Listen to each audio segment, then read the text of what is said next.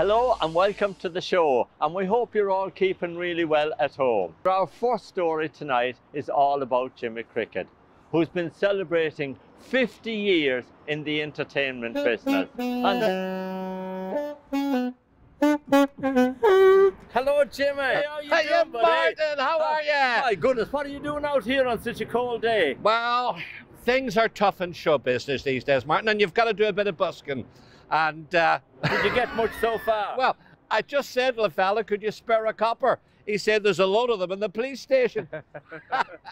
Now listen, you've been playing here at the Plaza Theatre in Stockport for many years. Yes, and if you'd like to know anything about it, Martin, I'm your man. Well, come on, let's go. Let's go.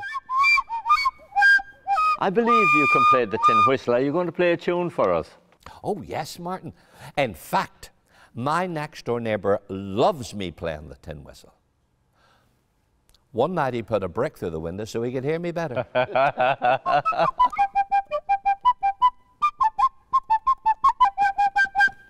No wonder he put the brick through the window.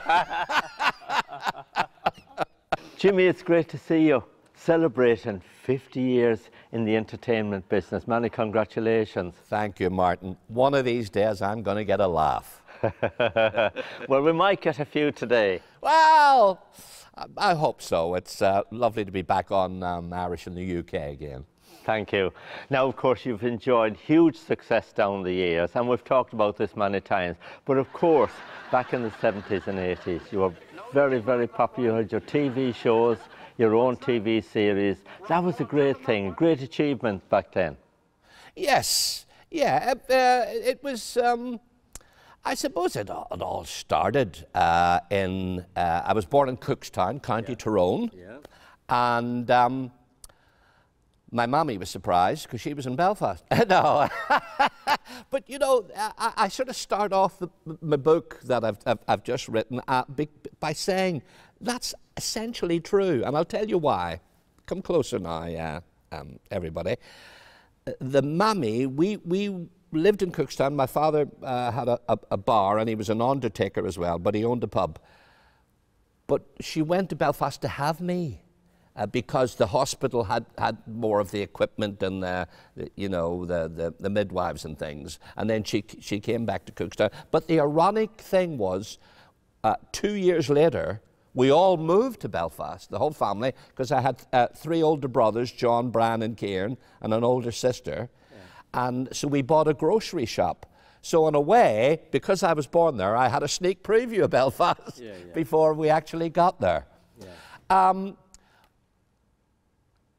I remember once I came home from school and I said to my dad, Dad, I'm no good at arithmetic. He said, don't worry, son, that makes 3 of us. Now, those are the jokes I tell about my dad, but I have, in the book that I've written, I do true anecdotes, which sometimes just as funny as the state. I'll give you an instance, Martin. He sent over to England to get a Rolls Royce and have it fitted like a hearse to give people a good send-up. And during the war, he was coming back from a funeral, and there was 3 American soldiers, because there was a base, an air base, near Cookstown. So they were thumbing a lift, so he says, get in the back, lads. And when they arrived, a few miles later, they got out, and one said, hey, that was a bumpy ride. And my dad said, you're the first one to get out of there that's complained. I know that you've worked with so many great acts down the years, but I know that today we'd have to mention your special friend, Frank Carson. My favourite joke of Frank was, I'm in a bar the other night, and a fella shouts, Frank, lend us a tenner. I said, I can't hear you. He said, lend us a tenner. I said, I can't hear you. The barman said, I can hear him. He said, well, you lend him a tenner then. We were very family orientated, the television. The radio, that came through the 80s, the television, and there's more. It was a series for Central. And then I was blessed again because I got a series for Radio 2 called Jimmy's Cricket Team. Yeah. And that was written by a scriptwriter called Eddie Brabham. And some of your viewers will have heard the name Eddie Brabham. He started writing for Ken Dodd, wrote for Ken for 10 years, and Ken went right to the top of the London Palladium. And then he moved to write for Morecambe and Wise, those famous Christmas shows. During the 80s, they actually had a children's Royal Variety Show, which gave the funds. It was a fundraiser for the NSPCC, which is the National Society for the Prevention of Cruelty to Children. And Princess Margaret was the patron. So I did 3 or 4. So I sort of would sort of shake hands with her. You sort of feel after she'd been to a few, you know. Tonight, Jimmy Cricket, this is your life. Thank you. Thank you. Loads of surprises, all right? Now, Jimmy, you're never short of a word or two, but there's one occasion where you're absolutely stomach. The night that Eamon Andrews appeared with the big red book and said, Jimmy, this is your life. Well, you know what surprised me? When I met my good lady May, I was at the Pontins holiday camp in Middleton Towers in Morecambe. And she'd come over with her 2 sisters.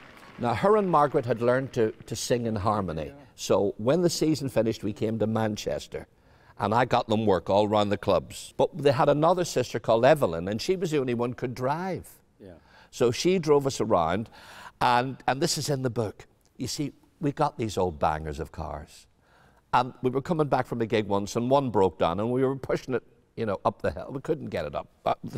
And a police car pulls along, and these 2 very nice policemen got out and started to help us push it, right? So we were sweating because it wasn't taxed or insured or anything. After we'd done those clubs, Evelyn emigrated. So she went to Australia for, well, 14 years. And I came up on the train to London to see my agent. I came out of the tube in Oxford Circus, and there she was. And I couldn't understand it. She said, shh, I'm coming up to Rochdale to see May. So the next morning, I was booked to go to, with my agent, this building site to get a photograph for a book I had, letters from my mammy. And as we approached this building site, who was there with a tin hat? Eamon Andrews, and Evelyn was beside him. And he said to me, "Now, Jimmy, you saw her yesterday in the streets of London, but tonight, Jimmy Cricket, this is your life." And that was the tag. That's how it all came about. You're here at the Plaza in Stockport for a very big event on the 26th of March. Yes, at 3 p.m. I'll be doing my 50th anniversary show, Martin. And with these particular shows, I like to use the community. And we've got a wonderful dance school up from New Mills. It's Carol Ann Bruce. She's the company director, and they're called the Debut Studios Academy and Sixth Form, right? Now, as if that was enough, we have this beautiful choir. They've been here before with me, and they went brilliantly. They closed the first half, and it's a lady called Liz, and they're called the Do Your Thing Choir. And they will be doing songs from the musicals, and oh, it's just lovely. And their mums and dads come in, and if you see them, you know, looking at either the dancers or the singers, it's just their eyes light up, the mums and dads, you know, Martin. What about tickets, Jimmy? How can people get tickets? Well, they just come on to the Plaza Stockport, just Google. They'll come on the website, and it's made very easy. They can get them online. Box office is here too through the week. We want to keep these theatres going live, you know. Absolutely. And it's a great way to reminisce. The Plaza's got such a history. Do you know this theatre opened in 1932, the 7th of October, and it was Cine Variety. They showed a movie and then a variety show. And then the first movie I've actually shown here was Laurel and Hardy, called Jailbirds. And then it carried on right through. They had the first Panto was here in 1960, and they're still doing them. But there was just a hiccup. In 1966, it closed. It was with a Jerry Lewis movie, and it became a bingo club for 40 years. And it was really ready to be sold for development. There's a lovely lady, Rosie, here, works the sound, and Ted Doan is the manager, and she told me they were going to level it. It was going to be a car park. Wow. And, you know, we need these theatres. Absolutely. But the people of Stockport rallied round. They formed a trust, and now it's been going strong ever since. Martin, we like to put something back, don't we? Yeah. I mean, that's what it's all about. We get more of a kick, and if you can raise a few bob. The one that I particularly would always try to get involved with is Francis House, the Children's Hospice in Didsbury in Manchester. They just do such wonderful work. To celebrate the 50 years, you've also written a book. Tell me a little bit about the book and the name of the book. Yeah, it's called Memoirs of an Irish Comedian, Come Here There's More, the Jimmy Cricket Story. And it traces right through from my roots, Cookstown, till going to be a redcoat at Mosney in Butlins. Older readers will remember what it was like in the 70s with all the clubs here. Yeah. But for the younger people, it's a peep into like another world.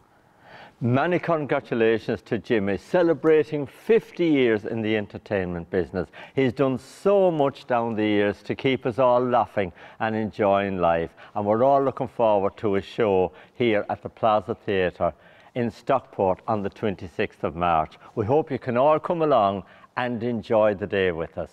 Anyway, we hope you've enjoyed Jimmy and his jokes, and of course the music was fantastic.